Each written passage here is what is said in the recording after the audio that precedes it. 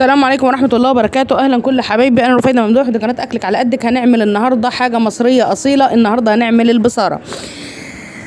بحبكم في الله، اللهم صل وسلم على سيدنا محمد وعلى آله وصحبه أجمعين. لو لسه ما اشتركتوش في القناة اشتركوا في القناة وفعلوا زر الجرس عشان يوصلكم كل حاجة أنا بنزلها جديدة. أنا بعمل طبق البصارة على قد أنا بس، لأن ما حدش بيحبه إلا أنا. فأنا يعني كل واحد احنا عندنا متطلبات كده، وكل بيت فيه متطلبات دي أكيد يعني.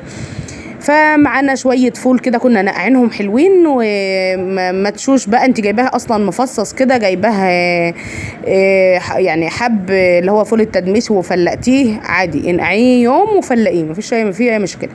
بنحط بتاع نص فص ليمون، وبحط معاه معلقه كمون حلوه محترمه كده. طبعا الفول بيحب الكمون، وبصله حلوه، و قرن فلفل اخضر بقى، حامي، احمر، زي ما انت عايزه، مش بتفرق في اي حاجه. عندك كزبره يعني طازه فريش حطي، ما عندكيش انا كان عندي ده اللي من التلاجة. هو بس بيفرق في ايه؟ ان هو بيخلي اللون غامق شويه بس، انما يعني في الطعم هو الكزبره الخضراء طبعا احسن. بس يعني ايه، انا ما كانش متوفر عندي، وكنت عايزه اعمل طبق البصاره ده كده في السريع بالليل.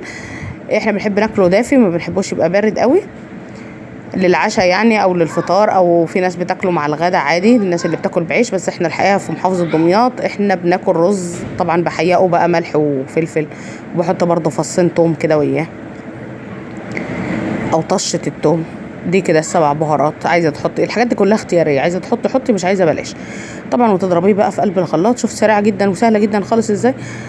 اضربيه في قلب الخلاط، رجعيه في الحله اللي كان فيها، يبقبق له كده حبايتين بس. خدي بالك من البقبقات دي، عشان البقبقات دي لما تطلع على الايدين بتلسع لسعتها وحشه بصراحه. فهو خدت بس كده بقبقتين، وقمت رايحه ايه، هنحطها بقى، يلا هنغرفها على طول. لو وصلت معانا لحد هنا اعملي لايك واشتركوا في القناه اهو. يلا بسم الله، نحط احلى بصاره في الدنيا. ما خدتش 10 دقايق. طبعا الفول بيستوى بسرعه زي العدس بالظبط، بيستوى بسرعه. حطي على النار في الاول، بعد كده حطي على نار هاديه، ما يكملش يعني ربع ساعه بالظبط بتكون البصاره جاهزه. في ناس بقى بتحط عليها بصل اللي هو المكرمل، البصل اللي هو الناشف، وفي ناس بقى بتحط بصل اخضر كده زي ما بصل عادي يعني بحاله كده، زي ما انا عاملاه. قطعيه جوليان وحطيه كده الشكل ده بتاعك انتي. انا مش حاطاه شكل والله، انا كنت باكل بيه اساسا.